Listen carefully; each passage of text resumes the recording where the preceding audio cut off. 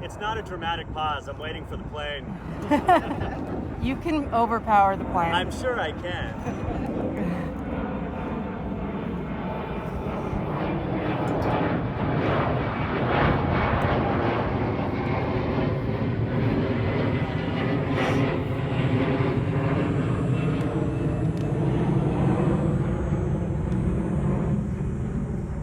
So, obviously, everyone's heard a lot of Ursula stories, so I'm going to tell you my favorite one. And as you all know, Keatsaks are shit disturbers. I'm sorry, I had to say that, but you all know that. And Sophie, being one of the bigger shit disturbers, would always hound things. So she one day was asking Lucy, right? Thank you for positioning Lucy in front. She was like, Lucy, which one of your kids is the favorite? And as any good mother, she would say, they're all the same, right? So you guys are okay, right? They're all equal. But Soph pushed and pushed. And she's like, but there's one that's just a little bit different, right? And Lucy refused. And Mike could see that Lucy was getting frustrated. So he was like, stop it. And so finally, Mike would get back at Soph. He's like, how about you ask that to your own mother? And so Soph asked Ma, and she's like, which one of your kids is your favorite? And Ma just looked at her like she was dumb and said, Joe.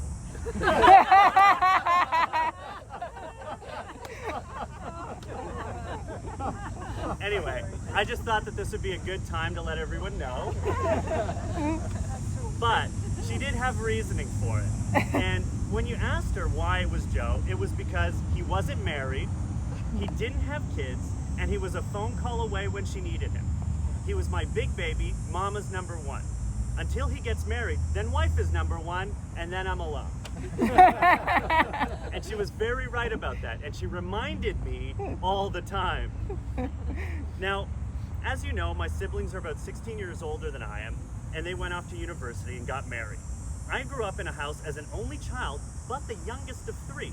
So my therapist thinks this is an intriguing situation and definitely not textbook. For the most part, things were pretty normal. She spoke with the neighbors, she babysat kids in the area, walked me to school and back, cooked dinner, did laundry, yelled at my father for saying stupid shit, and followed it up with a hit. And you know what? He really did deserve it a lot of the time. It was typical family stuff. I had this Superman outfit that I loved, and she let me wear it all the time. I'm sure you've seen the photos. I wore it on the street, on the beach, even to church. And even one day I was berated by an old woman on the street for it. She said she called me a baby and it was embarrassing. But my mom stood up for me and simply said, he can do whatever he wants. And I liked that. One morning when I was 7, my mom disappeared. I woke up and I knew something was wrong. The police were over at the house, my dad and sister at the base of the stairs, and my mom looked up, shaken and different. She looked at me and was scared. I never understood what really happened that day, but from that day on, she was never the same. Ursula would fall into a 7-year depression that would take a toll on her and all of us. And no one really understood what it was or how to deal with it. During the depths of Ursula's depression, she wouldn't speak to her friends, wouldn't eat, wouldn't walk anywhere. She essentially stopped living for herself. Her depression made her so paranoid that I would get hurt, so she wouldn't let me out of, her depression made her so paranoid that I would get hurt, she wouldn't let me out of the house. She even kept me from going to school, which I actually really liked at first. We watched The Bold and the Beautiful, Young and the Restless, and we watched a little bit of Price is Right to spice things up. But watching that much TV can get boring, so my friend Bob and I would find ways to escape the house. We would pretend that we were just going into the backyard to play, but little did Ma know that we had thrown our shoes down from the 3rd floor and then we'd put them on and make a break for it. But that wouldn't stop my mom in her depression. She would chase us. She would run after us through red lights, dodging cars, or grab TTC doors and force them open like the Hulk. We called her the T-1000, like after the Terminator, because she was so determined.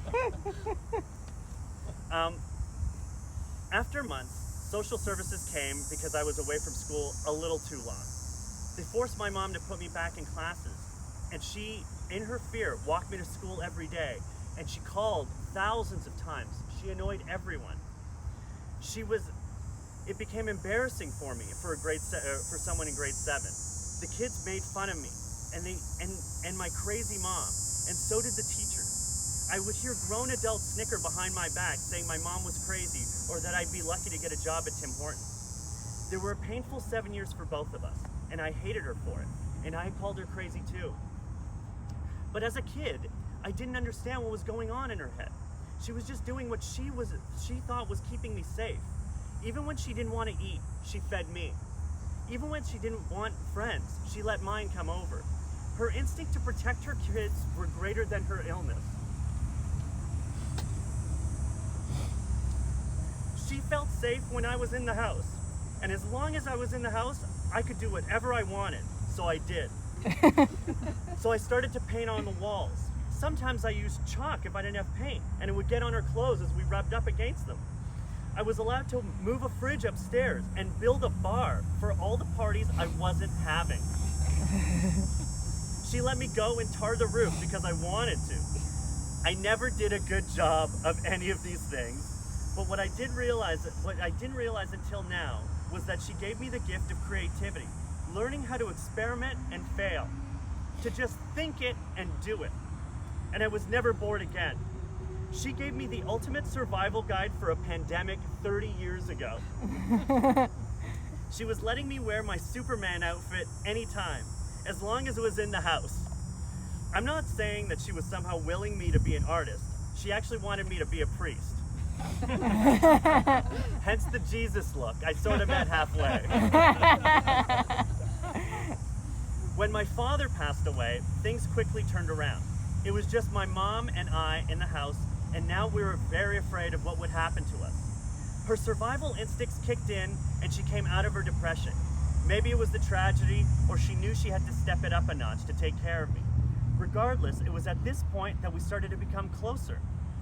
I took a year off and left school where they snickered at me, and decided to go to art school. She took after my wall paintings and started making collages. She wanted to express herself the same way I had. She went and found new friends again too. During high school, we were 2 teenagers living together having parties. Teenagers and geriatrics filled the house, and it was fucking weird. My music played too loud at night, hers played too loud in the morning, but the cops were only called on her 3 times, and for me, 0. I had friends every night for parties, and guess what? We drank at my homemade bar, and my mom would make us hangover detox tea and cookies. All my artist friends from Etobicoke School of the Arts were jealous that I could paint on walls, floors, build a blue screen room and a spare room in the house. People weren't snickering behind my back anymore. They were holding me up on a pedestal and saying how cool my mom was. Nothing changed about us, except people's perspective about us. Over the next 10 years, my mom began to struggle with her depression again. It would come for a year and then be gone, except now she was manic. They labeled her bipolar. She would get angry at the slightest thing and alienate herself from others. People had no patience for her, and she would revert to a depressed state. It was terrible to watch, and no doctor had any solution. When I went to college and was away from her, she stopped eating properly and collapsed. A physician diagnosed her with loneliness. He said she needed to be around people to lift her up, that a retirement home would be the best place for her. She didn't want to go to a home, but ended up loving it. There were people her age, there was bingo, fashion shows, parties. She was all over that place that they had to put a tracking device on her because she would disappear for entire days at a time. But for a woman that didn't believe in rules and bedtime, things always came to a head. The homes didn't want her decorating her doors with collages. They told her to keep her music down and not help the other residents. The things that we found freeing around our home, they found annoying. She cried to me one day. They had to move her dinner seat to a lone table in the corner. She looked like a kid in detention while all the other residents sat in groups. I sat with her and I could hear the doctors and nurses talking about her behind her back.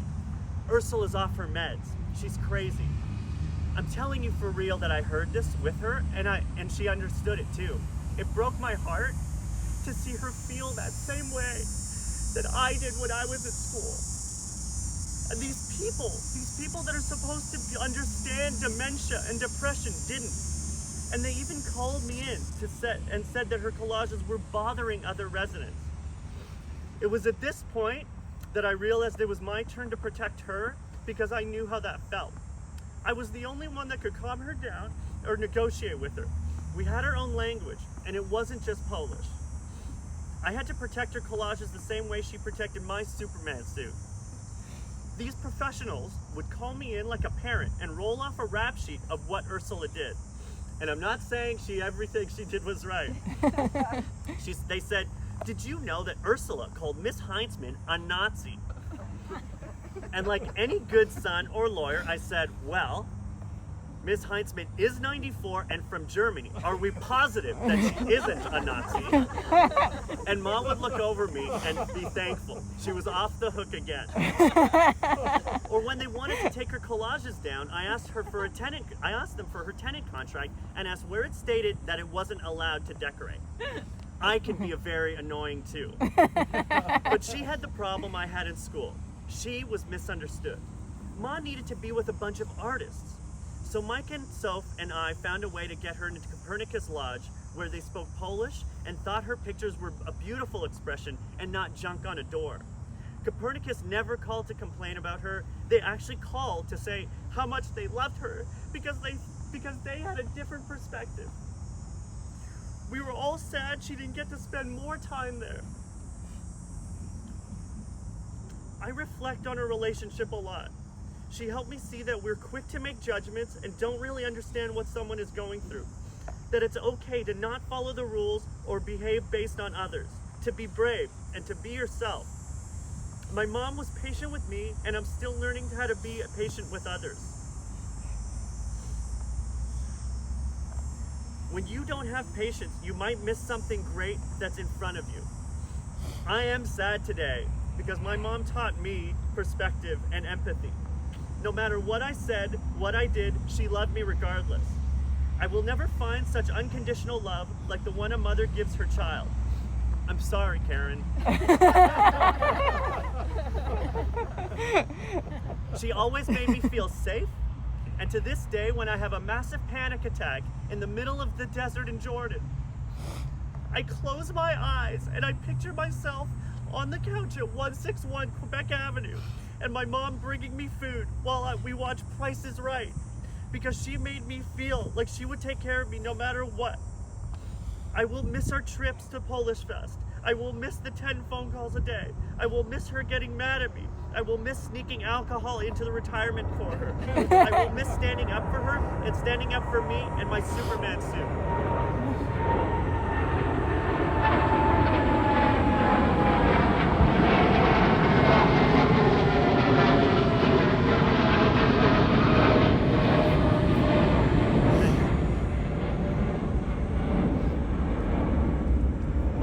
Ja dziękuję wszystko za wszystko. Ty byłeś mój przyjaciel.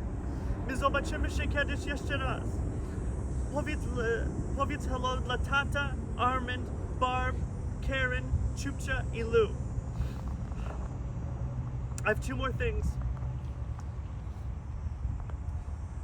On behalf of my mom and myself, I'd like to take a moment and thank the Pelche family for being there for us when we needed them, for inviting us to family dinners, cleaning and fixing our home when they needed repair.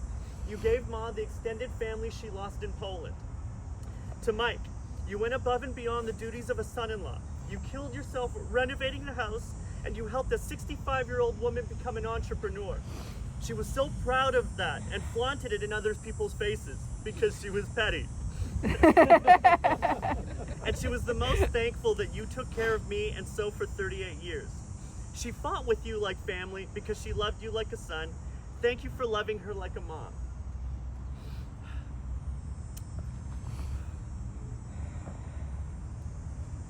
Oh yeah, okay. So my last little piece of advice, it's just a piece of advice. So at her first retirement home, Ma learned to play bingo, and she loved bingo so much that she got addicted to it, and she only called me once a day. So Soph wanted to do something special, and she wanted to take Ma to Casino Niagara, and where she could like play blackjack and like craps or something, right? And when we got there, Ma took no interest in any of these things, and all she wanted to do was she wanted to have ice cream with us, with her family, and sit and watch the night and talk to strangers and say really nice things and some rude things.